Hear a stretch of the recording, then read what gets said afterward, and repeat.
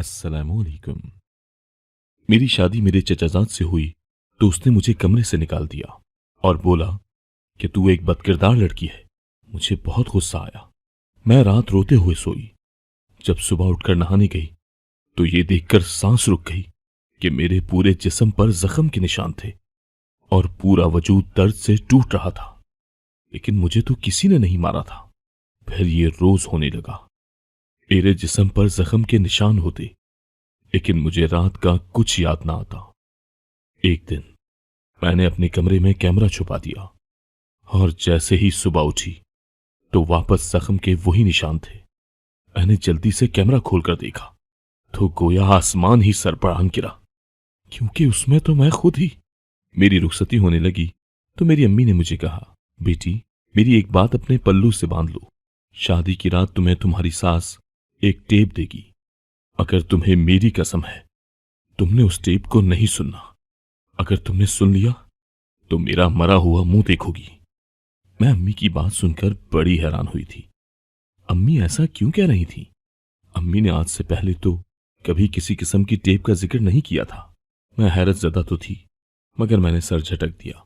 मैंने अम्मी की बात मान ली और कहा कि आप बिल्कुल बेफिक्र हो जाएं। मेरी शादी हो गई और मैं अपनी चची के घर रुखसत होकर आ गई। मैं बड़ी खुश थी, क्योंकि मुझे मेरा कज़न हैदर शुरू से ही बहुत पसंद था। मैं सेज पर बैठी अपने शौहर का इंतजार कर रही थी, लेकिन वो तो कमरे में आने का नाम ही नहीं ले रहा था। यूं ही बैठे बैठे जब 3-4 घंटे गुजर गए तो कमरे का दरवाजा खुला और मेरा शौहर मेरे पास आकर बैठ गया और बोला कि नीलम, तुम एक बदकिरदार लड़की हो। मुझे तुम जैसी लड़की के साथ शादी नहीं करनी थी। मैं तो अपने शौहर की बात सुनकर हैरान रह गई थी। मैं तो बहुत नेक लड़की थी, 5 वक्त की नमाजी थी। मैंने तो आज तक किसी लड़के की तरफ आंख उठाकर भी नहीं देखा था। फिर मेरे शौहर ने मुझ पर इस कदर गलीज इल्जाम क्यों लगाया था? मैं फटी फटी आंखों के साथ हैदर को देखने लगी तो वो बोला, अपनी आंखें नीचे कर लो, नहीं तो मुझसे बुरा कोई नहीं होगा।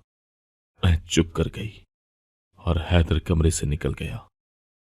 मैं बेड पर बैठी रोने लगी थी कि आखिर मेरे शौहर को हुआ क्या था। वो मुझ पर इस किस्म के इल्जाम क्यों लगा कर गया था? मैं तो हैदर के सामने ही पल बढ़कर जवान हुई थी, तो क्या उसे मेरे बारे में मालूम नहीं था कि मैं किस किस्म की लड़की हूं? न जाने उसने मुझसे किस बात का बदला लिया था। मैं यूं ही रोते रोते सो गई थी। सुबह उठी तो मेरा सर दर्द से फट रहा था, लेकिन मैंने घर वालों को मुंह भी तो दिखाना था, इसलिए मैं नहाने के लिए वॉशरूम चली गई।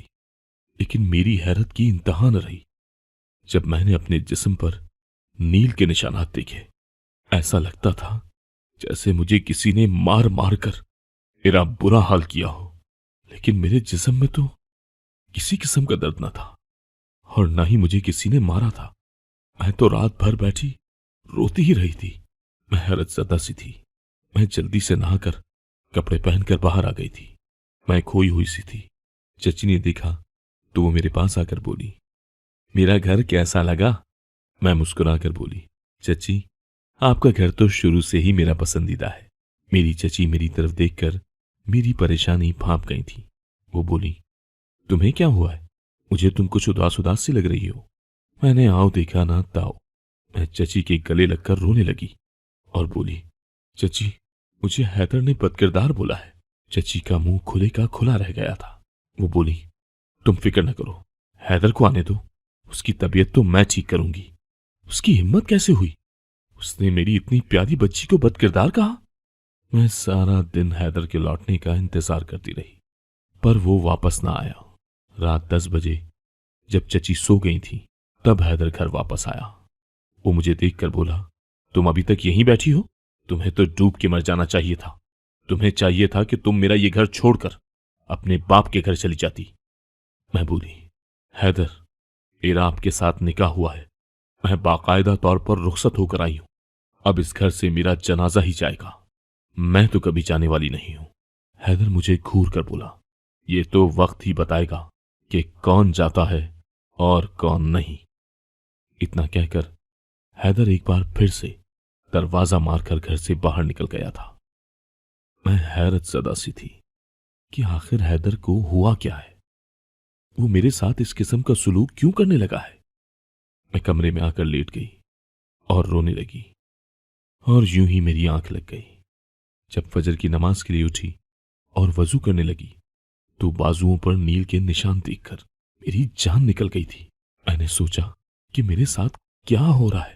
मेरे जहन में ख्याल आया कि कहीं हैदर तो मुझे मारपीट कर नहीं चाहता, लेकिन फिर मैंने अपने ख्याल को झटक दिया था, क्योंकि मेरे जिस्म में किसी किस्म का भी दर्द न था। अगर वो मुझे मारपीट कर जाता तो मुझे इस बात का इल्म हो जाता। अब मैं हैरान थी कि मैं क्या करूं, मैं अपने शौहर को कैसे राजी करूं। मैं इन्हीं सोचों में गुम थी कि अगले दिन हैदर शाम को घर लौट आया था। मैं कमरे में थी, वो भी कमरे में आ गया और मेरे पास बैठकर बोला, एनी, काशिफ को तो तुम जानती होगी, है ना? काशिफ का नाम सुनकर मुझे लगा था कि मेरा कलीजा हलक में आ गया है। मैं सर्द पड़ चुकी थी, क्योंकि काशिफ ने तो मेरी जिंदगी खराब करके रख दी थी। काशिफ तो याद से 7 साल पहले की बात है। जब मैं छोटी सी थी, मैं अपने घर के पास ही एक बाजी के पास उर्दू की ट्यूशन पढ़ने जाती थी। वो बहुत अच्छी औरत थी। बाजी ने ही घर की तमाम जिम्मेदारी अपने कंधों पर डाल रखी थी, क्योंकि उनके घर में कमाने वाला कोई नहीं था। एक बूढ़ा बाप था और माँ थी। बाजी बड़ी संजीदा मिजाज सी थी। एक दिन वो मुझे पढ़ा रही थी। दोपहर का वक्त था, हर तरफ खामोशी ही खामोशी थी। गलियां भी सुनसान पड़ी हुई थी। तब बाजी के घर के दरवाजे पर दस्तक हुई तो बाजी बोली, एनी, जाओ जाकर दरवाजे पर देखो कौन आया है। मैं उठकर बाहर गई तो वहां एक 32 साल का मर्द खड़ा था। उसके पीछे भी 3-4 आदमी खड़े थे। मैंने जैसे ही दरवाजा खोला तो सामने वाले ने पीछे खड़े हुए मर्दों को इशारा किया तो उन्होंने अपनी बड़ी सी गाड़ी का दरवाजा खोल दिया। सामने वाले आदमी ने मुझे धक्का देकर गाड़ी में फेंका और खुद ड्राइविंग सीट संभाल ली थी। वो मुझे न जाने कहां लेकर जा रहे थे। ये मंजर देखकर तो मेरी जान ही निकल गई थी। मैं चीखें मार मार कर रोने लगी थी। वो चारों खामोश रहे। उन्होंने मुझसे कोई बात न की। मैं यूं ही रोती रही। मगरिब की अजान हुई तो मैंने फिर से शोर डाल दिया था। हम अभी भी गाड़ी में ही थे। न जाने वो लोग मुझे कहां लेकर जा रहे थे। मैं रोते हुए बोली, अम्मी जी, मुझे बहुत डर लग रहा है। मुझे आपकी बहुत याद आ रही है। मैं जानती हूं कि बाबा भी मुझे याद करके आहें भर रहे होंगे। मैं नहीं जानती मैं कहां जा रही हूं। सामने वाला 32 साल का मर्द बोला, मेरा नाम काशिफ है। ये नाम याद रखना, बड़ा काम आएगा तुम्हारे। ये भी हो सकता है कि हम दोनों का वास्ता पड़ता ही रहे। मैंने मजीद बुलंद आवाज में बीन डालने शुरू कर दिए थे। फिर काशिफ ने गाड़ी मोड़ ली और बोला कि चुप कर जाओ, अब रोने की जरूरत नहीं है। मैं तुम्हें तुम्हारे माँ बाप के पास छोड़ के जा रहा हूं। फिर वो कुछ ही देर बाद गाड़ी को ट्यूशन वाली बाजी के घर के सामने रोक चुके थे। काशिफ बोला कि जल्दी से इस गाड़ी से उतर जाओ, इससे पहले कि कोई तुम्हें मेरी गाड़ी से उतरता हुआ देखे और तुम्हारे लिए मुश्किलात पैदा हो जाए। मैं जल्दी से गाड़ी से उतरी और बाजी के घर में दाखिल हो गई। बाजी बड़ी घबराई हुई खड़ी थी। वो बोली, एनी, तुम कहां चली गई थी? मेरा डर से बुरा हाल हो रहा था। मैं यही सोच रही थी कि अगर तुम्हारी वालिदा तुम्हें लेने आ गई तो मैं क्या जवाब दूंगी। लेकिन यह शुक्र है कि तुम्हारे घर में से किसी को भी इल्म नहीं हुआ कि तुम 3-4 घंटे घर से गायब रही हो।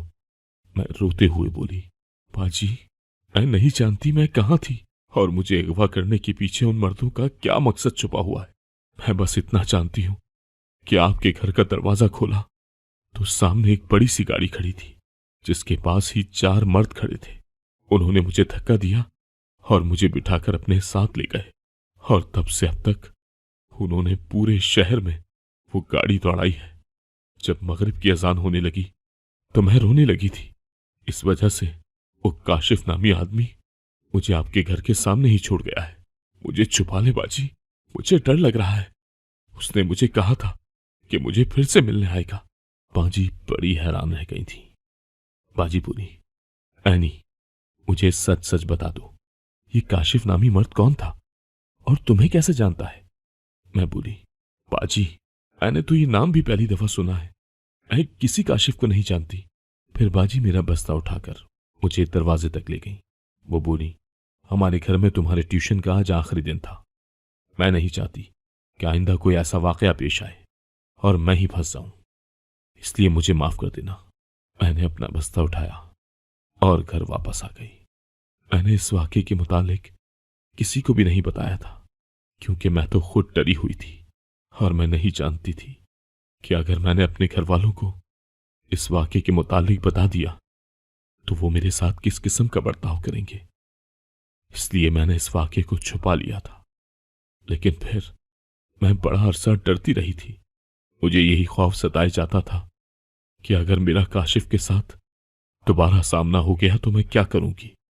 आज तक मैंने काशिफ का नाम भी नहीं सुना था, और आज अचानक हैदर ने काशिफ का नाम लिया तो मेरे सामने वो सारा मंजर घूम गया था।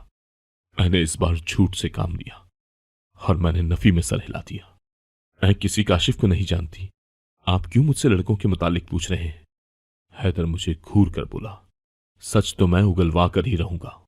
हैदर चला गया था, जबकि मैं अपना सर दोनों हाथों में थाम कर बैठ गई थी। हैदर मुझसे कौन सा सच उगलवाएगा जो मैं भी नहीं जानती? मुझे तो इतना भी इल्म नहीं था कि काशिफ कौन था और वो कहां से आया था और फिर अचानक कहां गायब हो गया था।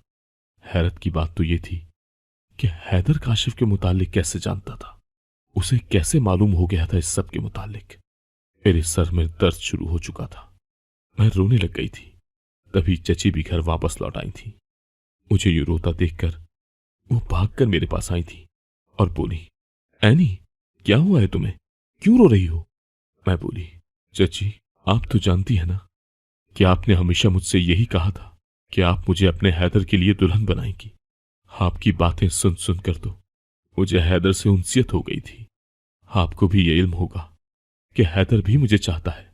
याद है वो कॉलेज से वापसी पर मेरे लिए समोसे लाता था और आपसे कहकर जाता था कि ऐनी जब घर आएगी तो उसे ये समोसे खिला देना। चची ने इस बात में सर हिला दिया था। मैं बोली, चची अब वो प्यार और इज्जत कहां चली गई है? हैदर मेरे साथ बात क्यों नहीं करता? करता भी है तो मुझे कहता है कि तुम बदकिरदार हो। कभी कहता है कि मेरा ये घर छोड़कर चली जाओ। कहीं ऐसा तो नहीं है कि बचपन की मोहब्बत जवानी की दहलीज पर कदम रखते ही कहीं खो गई है?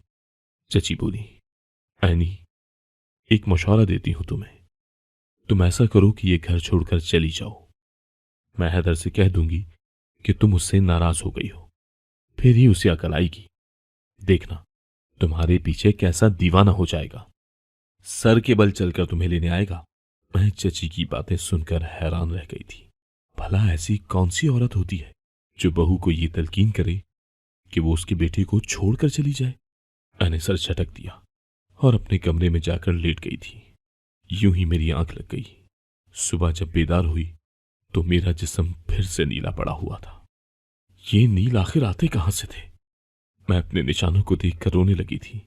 आज मुझे अम्मी की याद बार बार सता रही थी। तभी मुझे अम्मी की नसीहत याद आई थी जो उन्होंने रुखसती के वक्त की थी। उन्होंने मुझे टेप के मुतालिक कहा था, लेकिन वो टेप थी कहां? मुझे तो चची ने कोई टेप न दी थी। फिर अम्मी ने मुझसे कसम क्यों ली थी? मेरे जहन में ख्याल बिजली की तरह गूंदा था। कहीं तमाम राज उस टेप में तो नहीं छुपे? ये भी तो हो सकता है कि चची मुझे वो टेप देना ही भूल गई हूं। मैंने फैसला कर लिया था कि मैं हर सूरत वो टेप ढूंढ कर ही रहूंगी। मैं नहा धोकर बाहर आ गई थी। मैं अपने मरहूम चचा को याद करने लगी थी।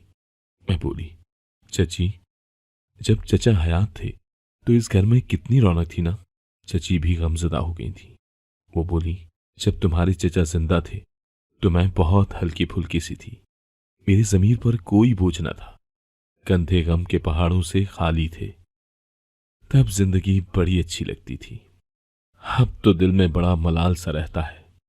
मैं सोच में पड़ गई थी कि चची किस गुनाह का जिक्र कर रही है। खैर, मैंने सर झटक दिया।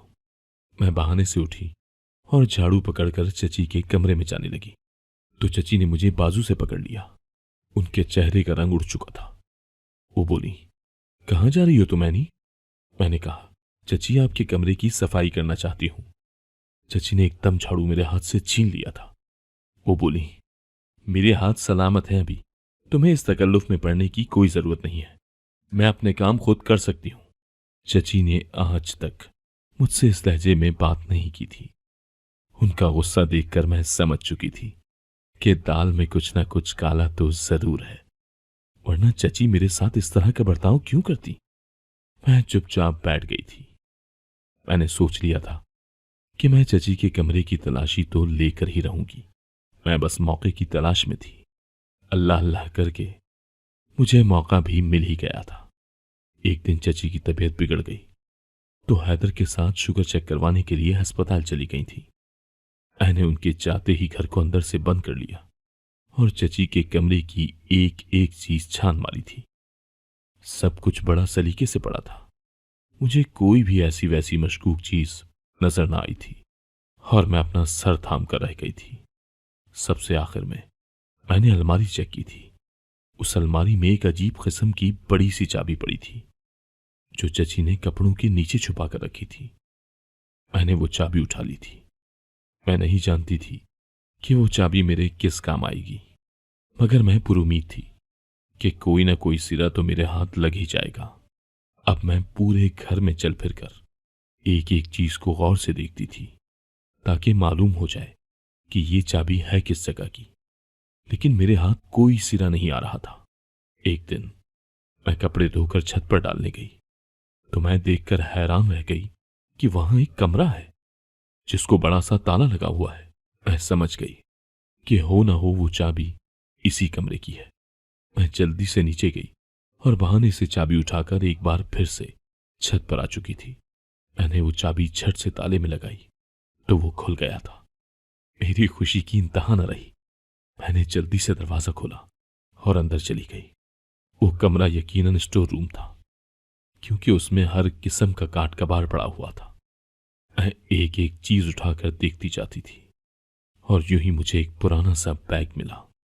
मैंने उसे खोल कर देखा तो उसमें एक टेप पड़ी थी। मैंने उसको जल्दी से उठा लिया और अपने दुपट्टे में छुपाकर नीचे ले आई थी। मैं इंतजार कर रही थी कि जब कोई घर में ना हो तो मैं उसको चला लूं। शाम हुई तो चची बाहर चली गई थी। हैदर तो पहले ही घर में मौजूद न था। मैं अपने कमरे की तरफ बढ़ ही रही थी कि जब मुझे ऐसा महसूस हुआ जैसे कोई छत से उतरकर नीचे आ रहा हो। मैं चौंक गई थी कि ये कौन है, क्योंकि इस वक्त तो घर में कोई था ही नहीं। मैं अपने कमरे में जाकर छुप गई और दरवाजे की तरफ से झांक कर देखने लगी थी। मुझे लगा था जैसे मैं कोई बहुत ही भयानक ख्वाब देख रही हूं, क्योंकि छत से उतरकर नीचे आने वाला शख्स कोई और नहीं बल्कि काशिफ था। मेरा पूरा वजूद लरस कर रह गया था। ये काशिफ ही था जिसकी वजह से मेरी जिंदगी तबाह हो रही थी। मैं गुस्से से बिफरी हुई थी। मैं काशिफ के रूबरू जाकर खड़ी हो गई थी। मैं चिल्लाकर बोली, कौन हो तुम और मेरा पीछा छोड़ क्यों नहीं देते तुम?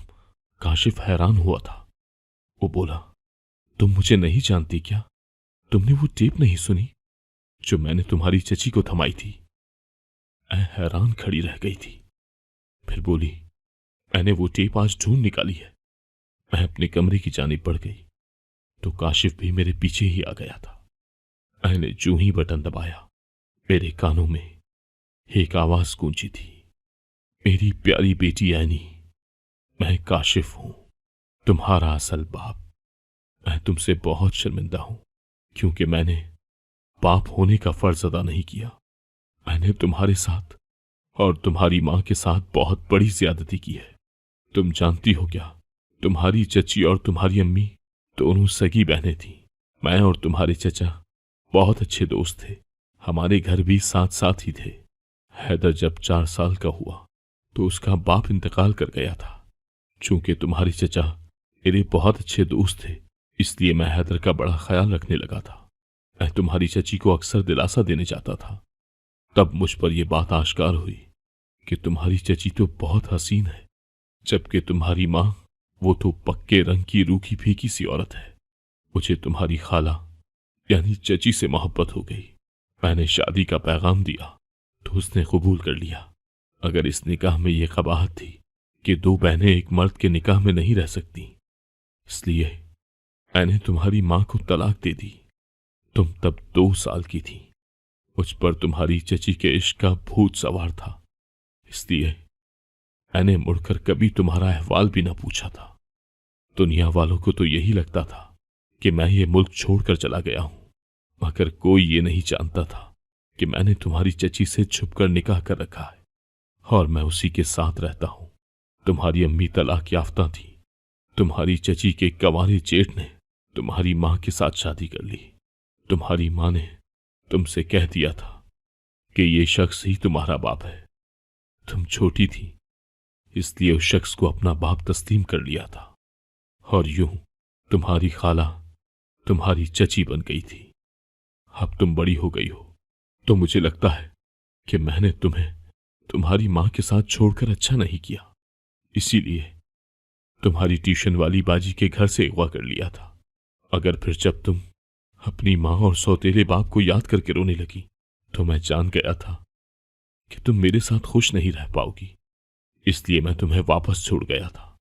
तुम्हारे दिल में यह ख्याल उठ रहा होगा कि काशिफ कौन है और उसने तुम्हें क्यों अगवा किया था। इसीलिए मैंने ये सब कुछ टेप में रिकॉर्ड करके तुम्हारी चची के हवाले कर दिया है। वो तुम्हें ये टेप आज या कल दे देगी। हो सके तो मुझे माफ कर देना। मैं वो टेप सुनकर कांपने लगी थी। काशिफ मेरा सगा बाप था। मेरी चची ने मेरी मां के साथ कितना बुरा किया था ना। तभी घर का दरवाजा खुला और चची और हैदर घर वापस आ गए थे। उन्होंने मुझे और काशिफ को देखा तो चची डर गई थी, जबकि हैदर गुस्से से आगे बढ़ा और बोला, ये कौन है? मैं गुस्से से बोली, ये तुम्हारी मां का दूसरा शौहर है। हैदर गुस्से से चिल्लाया और बोला कि तुम ये क्या बकवास कर रही हो। तभी चची रोने लगी और हैदर के सामने हाथ जोड़ दिए। वो बोली, हैदर, हैनी सच कह रही है। फिर चची ने हैदर को वही दास्तान सुना दी थी जो मेरा बाप मुझे सुना चुका था। चची बोली, हैनी, मैंने तुम्हारी अम्मी को फकत यही बताया था कि काशिफ मुल्क छोड़कर जाने से पहले एक टेप ऐनी के लिए छोड़कर गया है, अगर सच तो यह था कि काशिफ कहीं गया ही नहीं था।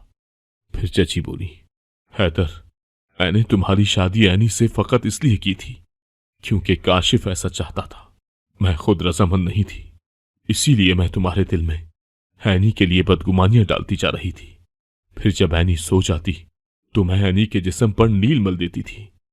मुझे लगता था यूं ऐनी घर छोड़कर चली जाएगी और मेरा और काशिफ का रिश्ता खराब नहीं होगा अगर ऐनी घर वापस ना गई और यूं हमारी पोल खुल गई। हैदर, तुम अपनी मां को माफ कर देना। हैदर ने नफी में सर हिला दिया और बोला, अम्मी, 5 जुर्म ऐसे होते हैं कि उनकी कोई माफी नहीं होती। मैं ऐनी को लेकर जा रहा हूं। अब आप सारी जिंदगी मेरे बगैर ही गुजारेंगी। मेरा बाप आगे बढ़ा और बोला, ऐनी, तुम मत जाओ, अपने बाप के पास रुक जाओ। मैं इस्तेहज़ा या मुस्कुराहट के साथ बोली, कौन सा बाप? मेरा तो सिर्फ एक ही बाप है और उसका नाम अमजद है। इतना कहकर मैं और हैदर वो घर छोड़कर चले गए थे। मैंने चची के राज को दिल में दफन कर लिया था। मैं अम्मी को भी ये ना बता पाई थी कि उनकी बहन ने किस तरह उनके हक पर डाका डाला था। अगर आपको आज की कहानी पसंद आई है तो वीडियो को जरूर लाइक कीजिएगा और अपने दोस्तों के साथ भी शेयर कीजिएगा। और हां, अगर आपने अभी तक हमारा चैनल सब्सक्राइब नहीं किया तो जरूर सब्सक्राइब करें। मिलते हैं कल एक नई और दिलचस्प कहानी के साथ। अल्लाह हाफिज।